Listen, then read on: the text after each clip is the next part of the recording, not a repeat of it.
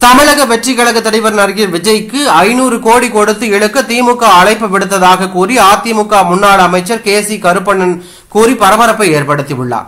திருப்பூரில் நடைபெற்ற கூட்டத்தில் அவர் இவ்வாறு பேசியுள்ளார்.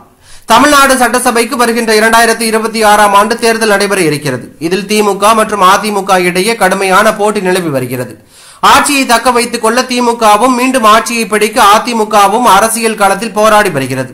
அத்துடன் முதல் முறையாக தமிழக வெற்றி கழக கட்சியும் களத்தில் இறங்கியுள்ளது. தமிழக வெற்றி கழக கட்சி இந்த முறை எப்படியாவது ஆட்சியை பிடித்துவிட வேண்டும் என முயற்சித்து வருகின்றார்கள். இந்த நிலையில் விசிக, பாமக, தேமுதிக உள்ளிட்ட கட்சிகள், கூட்டணி கட்சிகள் நிலைப்பாடு போன்றவை அரசியல் வெற்றியை தீர்மானிக்க உள்ளன.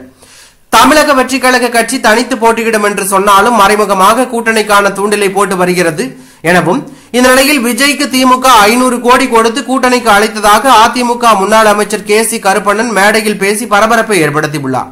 அதாவது 500 கோடி ரூபாய் கொடுக்கின்றோம், கூட்டணிக்கு வாருங்கள் என்று விஜயை திமுக கூப்பிட்டார்கள் என்றும், அதை மட்டும் விஜய் வாங்கிவிட்டால் அவரோட அரசியலே போய்விடும் என்றும் கூறியுள்ளார். அத்துடன் எதிர்வரும் தேர்தலில் 200 தொகுதிகளில் அதிமுக கூட்டணிதான் வெற்றி பெறும் என்றும் அவர் தெரிவித்துள்ளது பரபரப்பையும் அதிர்ச்சியும் ஏற்படுத்தியுள்ளது.